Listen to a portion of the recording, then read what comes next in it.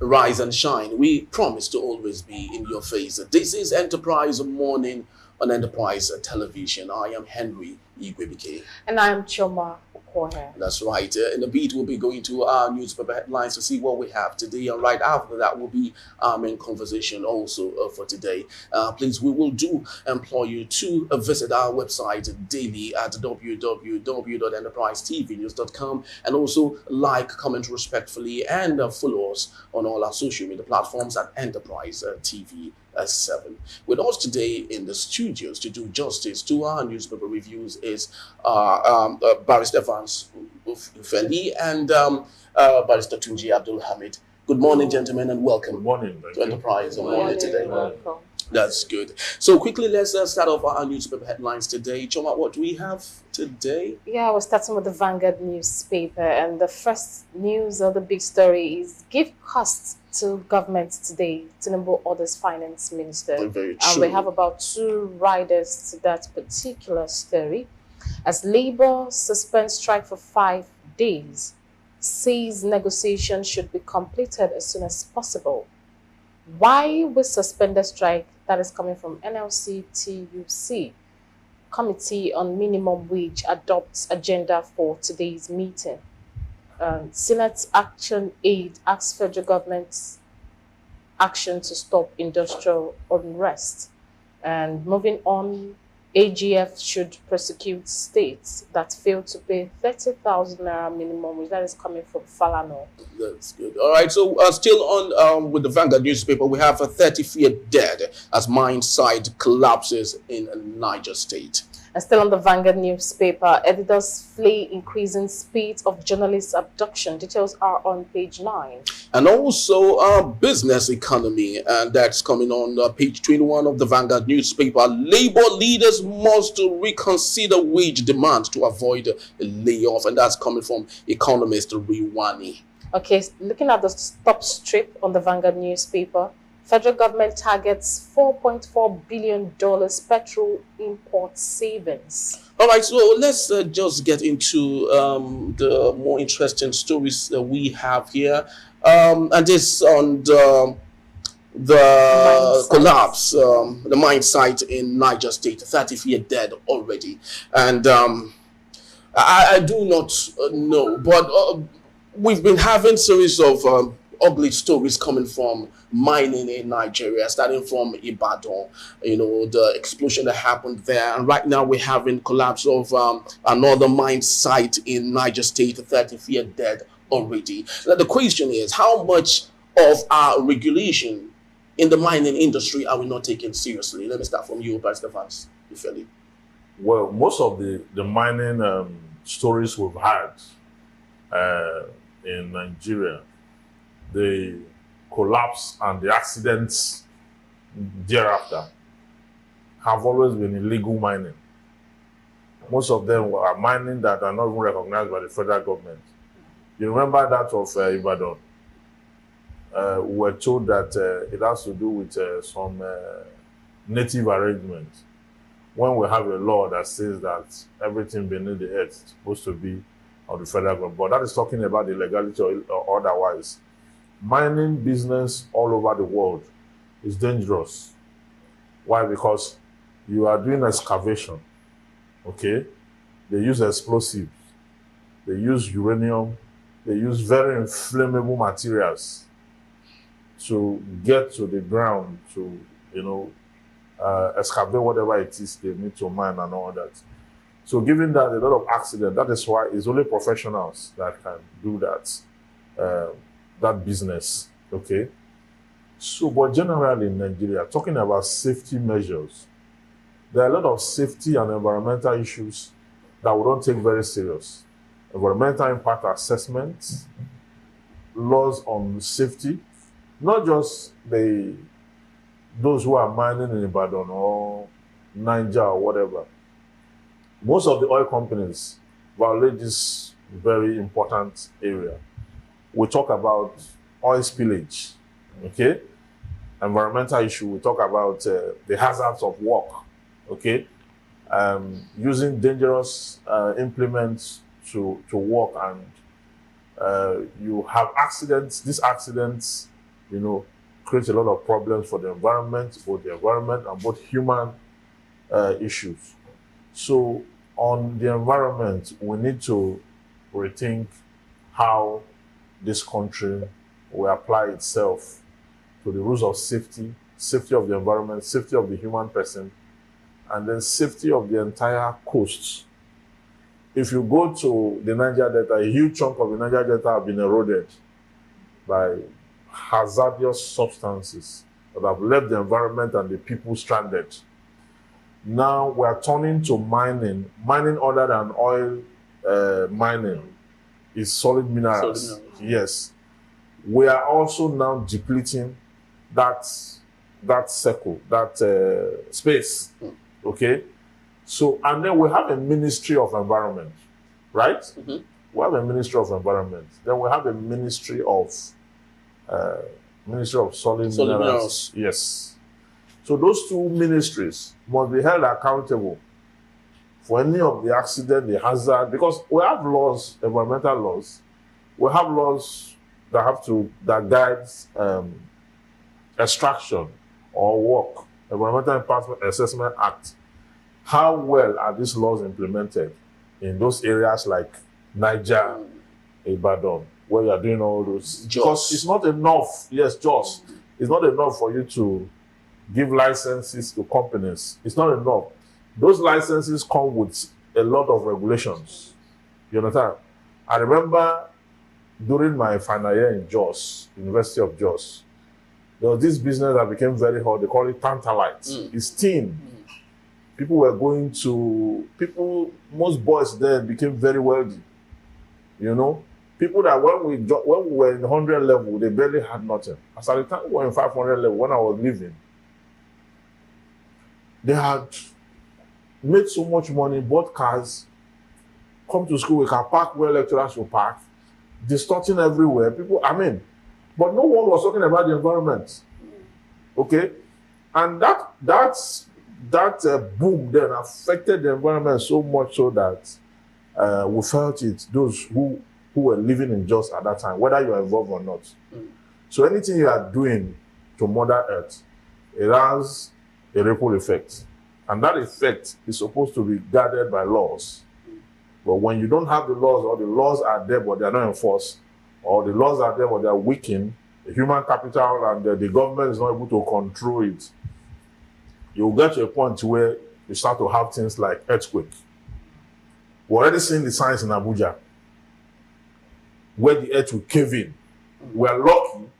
The reason we don't take serious thought on our environment is because we don't used to have earthquake here and all that. If there are countries where you are doing a show this morning now, the earth will open, everybody will go down, and you will see love. We will take it very serious. Very true. Very true. Okay, thank you, Barrister Evans. Now moving over to you, Barrister Tunji. Looking at the Ministry of Environment, not even coming out to even say anything as at this time. We've not heard anything from them, and the sanctions or measures they're going to take. And this might be the first time we are recording this kind of disastrous thing in this year, 2024, when it comes to mining. Now, looking at before the end of this year, without measures being taken, without the Ministry of Environment actually sanctioning and doing the right thing, what do you think would happen come before the end of 2024? You see, like my brother said, the issue we are discussing today, after today or tomorrow or next, we have the end of it. It has gone. We move to another. Overtaken by other stories. Yeah. We are a country who don't take anything serious. In other words, we just do pay as you go. As you come, we are present.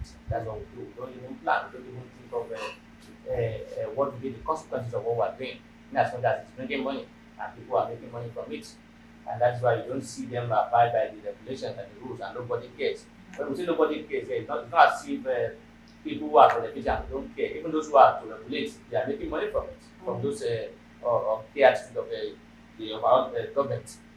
So the issue is that we have personalized service gain above national interest, and that's why see anybody can do anything like without thinking of it, like you of the environment. And that's why you can go and do mining or whatever you are doing anywhere without even doing any environmental impact assessment, or without even going through any procedure or any process. I'm even sure that sometimes their presence in that area may not even be known to government officially. It may not even be. Why I say it may not be known, it's not as if they don't know the affair officially that look, these people are compliant, they are doing their job here. They have it. The issue of security is there. Because I listened to radio yesterday, well, I was listening to a program yesterday. I can't remember what somebody said that they've not been able to go there to do anything because of the security situation in that area. Mm-hmm. In other words, they are afraid that the security attack in that area. They don't know. So, you know what? Nobody even monitor them. No regulation, nothing. They didn't comply. So, as long as we fail to comply with our law, as long as we fail to consider the other people's interests and nature's interests, we'll be able to find this around us. And unfortunately, like I said earlier on, we will not do anything. And once this one is gone, by the end of the day, there will be another news. And some of these issues are illegal mining, actually. You know how banditry started? It started as a lot of illegal mining of gold in Zamfara. That's how it started. So, as a result of illegal mining, we've added another feather to many social vices, which we now call banditry. So, this particular one now that is happening in the West now, we don't know whether those people mining, whether they are legal miners or illegal miners. There are a lot of Chinese people, even in Jos, mining illegally. That one, I said the Ibadan own. The Ibadan own. The North already have banditry, that's what I mean. Are we still talking about Ibadan now? No, we'll stop. They've gone back to work too. Very true. So, all right. So quickly, let's move on to our next daily. It's coming from the Punch newspaper, and the big story here says a minimum wage talks. Labour considers 100,000 naira as Tinubu issues ultimatum, and the writer there says the president orders minister to calculate cost. The Labour gives 1 week ultimatum. Okay, moving on, but still on the Punch newspaper. Police hunts for tenants as landlord dies during rent face-off. Details are on page 8. Very true. And sell crude to Dangote refinery. Federal government directs IOCs. Naira may settle at 1,450 per dollar by December. Fleet ratings, that is on page 21. Yes, and CNG will reduce petrol imports by $4.4 billion, and that's coming from the federal government. Okay, moving on, legal LG funds reps back federal government suit against governors. Details are on page 28. Yes. This will be a very serious tussle there. And finally, we have a 30 governors spent 968 billion naira on refreshment orders in just 3 months. And that's a report. And I would love to direct this question particularly to Barrister Tunji Abdul Hamid. You are an active politician. Now, given the reasons these governors would have for making 968 billion naira of, open for refreshment, do you think there's a thumbs up coming from?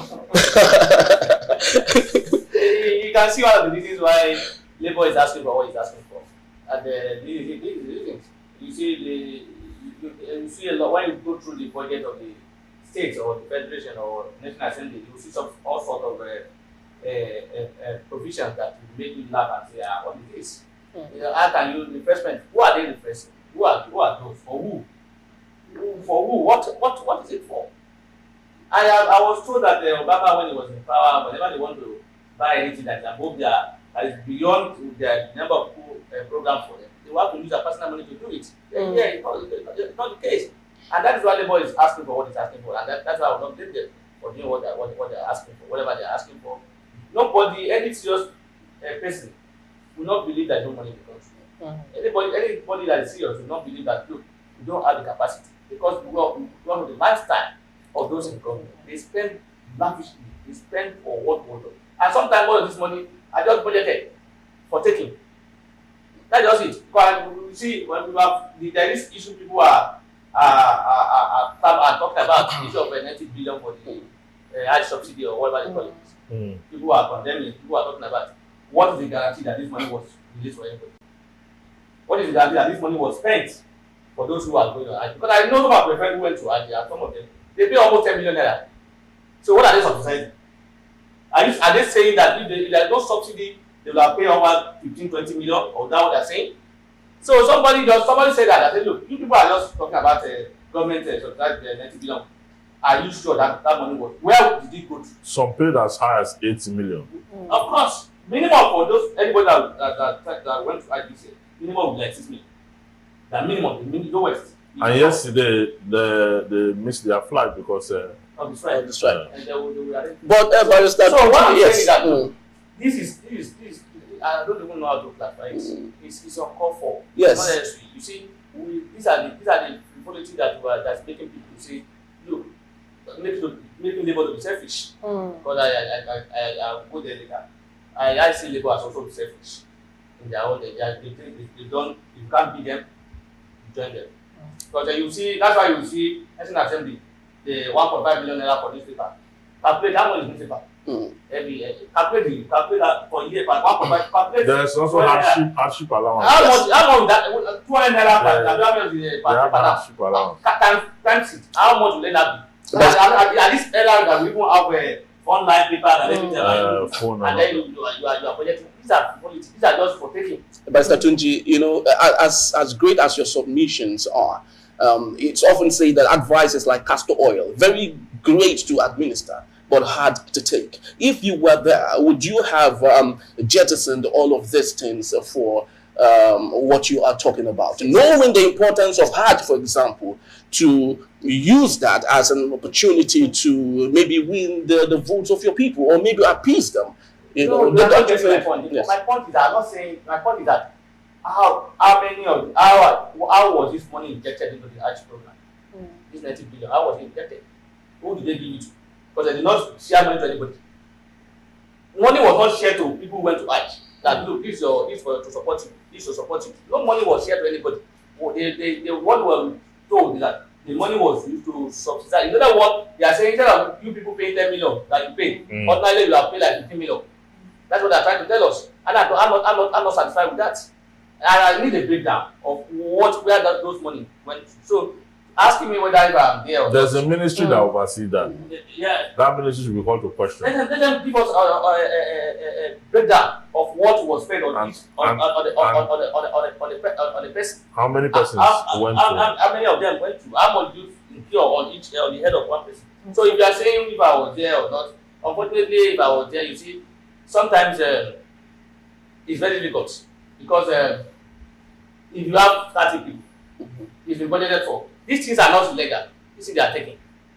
It's covered by the law. They are relying on. So until those laws are set aside, anybody that is saying that is complaining about it, we are just complaining for nothing. What we need to do is is for all of us to fight against it. Not those there alone to say get it. We are told 3 people rejected their SUV. As those SUV been given to you. Or the many months for those SUV, as if they return back to the cover of the government. To say, okay, now that these people have received their own, this money will be used for the benefit of social children to go to school. They will not. So if you are just, it's about moral. If you say you want to leave it, yes, other people will take it. Okay, so I will not say yes or no. Okay, thank you, Barrister Tunji. Over to you, Barrister Evans. Yesterday when we were talking, we talked about having a new Nigeria. And these are the backbone. This set of people are also the backbone of a new Nigeria. Because in as much as we elect a new president and he has dreams and goals for the country, definitely it's to fall back to those in the National Assembly and looking at this thing that is happening. Do you think there would ever be a change? Because this is one of the reasons why a lot of them fight to want to get into the National Assembly.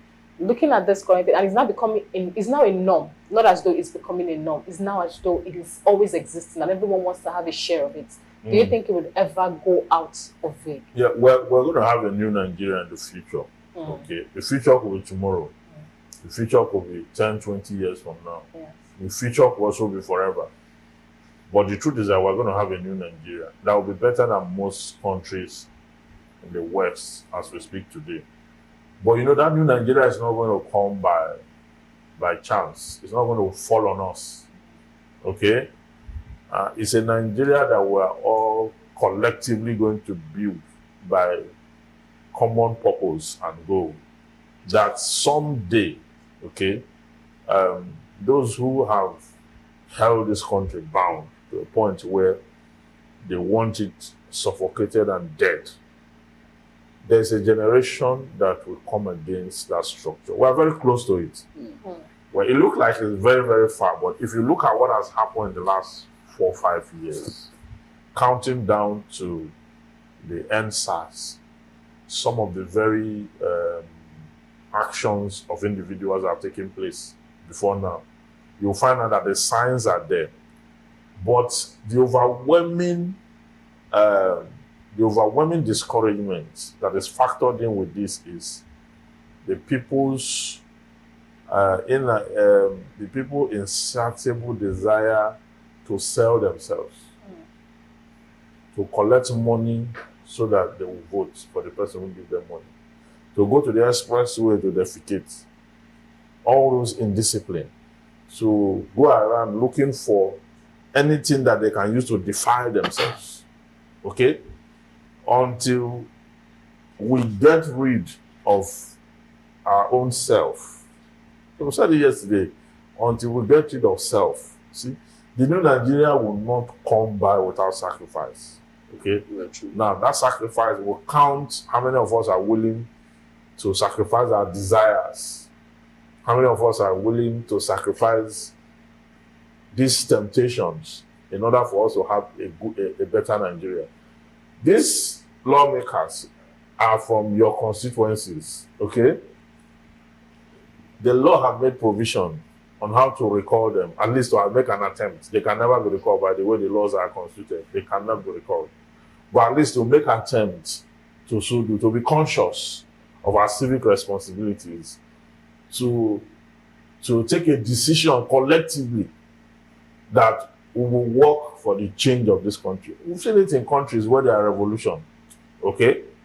Where the people have made effort, they've pressed on, and the government is not able to change. Those set of people come together, became rebels, and start to fight the mainstream. And is that not how they gave back to this country in Africa here? One of the countries now in Africa that is making wave. As I said, the president today was once a rebel leader. I'm not calling I'm not calling for insurrection. Neither am I calling for revolts or whatever it is. But I'm saying that if we change Nigeria, we'll change it by a deliberate act of purpose. And that purpose will collectively, if we have a larger number that believe in the dream, fine, not everybody will believe in the dream. But if we have a larger number of us that believe and we all plug into it, we'll force change to happen. Yes, very well. I love this opportunity. I have my tradition. That is to say, like saying, we have come to the end time is what? Now.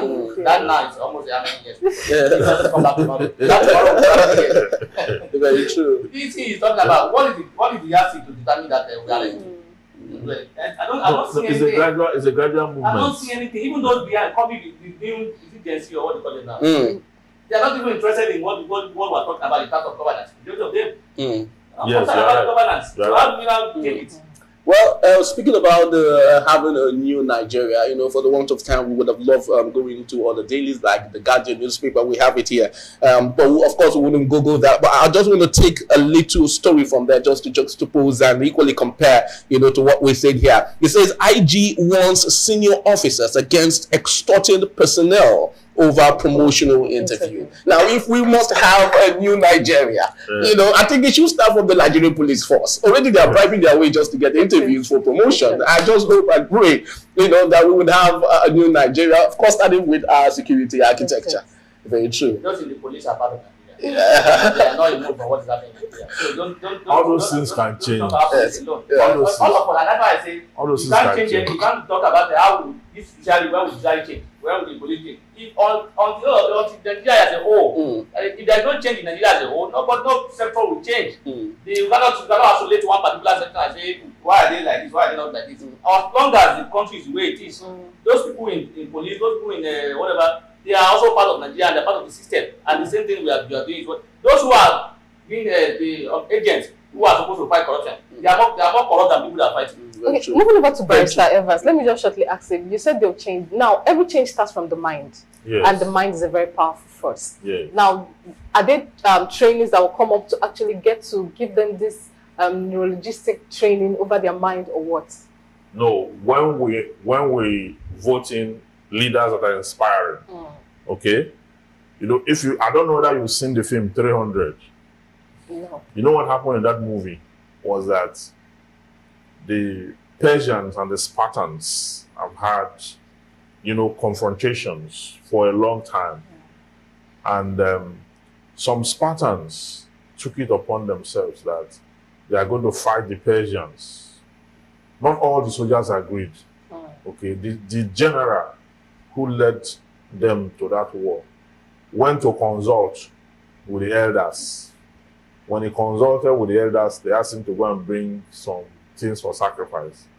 They did the sacrifice, and the elders came down from that mountain and told him that the gods are not in support of that war. So the general said no, so that the gods should be reasonable. You know what he did? He now came up and spoke to his men, the soldiers who are ready to go for that war. Only 300 of them agreed to go with him. So he went there. You know, he told them before they left, he said the Persians are their army is huge. He said, but there's a valley, okay? He said, when we get to that valley, we will lead them, we will bait them to come out. When we get to that valley, he said, at that narrow part, okay, that narrow part, their number will reduce to nothing. Their number will reduce to the 300. You don't understand what I mean? That narrow path, they cannot jump across the narrow path. So when they get to that narrow path, where the war will fully start, it will not matter whether there are 300 there or 1 million here. So they will stay there and they will do the damage. And that's what happened. They led them to that point and slain the Persians, killed almost everybody. But on their way going, they met a hunchback man who said his father belonged to the Spartans and that he wants to fight. Then the general asked him to raise his shield. He couldn't raise his shield because he was so old. They now told him to go back, that he cannot fight. That man now went to betray. You understand? So at the end of the day, what happened was that the 300 soldiers that went there, having defeated the Persians, they got to a point, they actually killed all of them, the 300 soldiers. But one of them was sent back to go tell the people how they fought for the future of the Spartans. That one got back and addressed the soldiers, how the 300 died. Then at the end of the movie, we saw the soldiers, the Spartan soldiers, moving with that motivation to see how our people died. And you see that force coming, no force ever in the world. Go and read history. The Spartans defeated the Persians. So what I'm saying is that in this country, if we have inspiring leaders who come into power and they're able to inspire confidence, it's by communication. The human soul can be everything negative until he sees an inspiring leader that will speak to his soul and he will wake up from his slumber. This country will change by the time we get to that point where we have an inspiring leader that will make pronouncements that will shake the four walls of this country. Everyone will come out from there. That's good. How to arrive at that leader that is talking about is the problem. Thank you You have so to much. to that problem of how to come about the purposeful leader or what. No, we'll get there.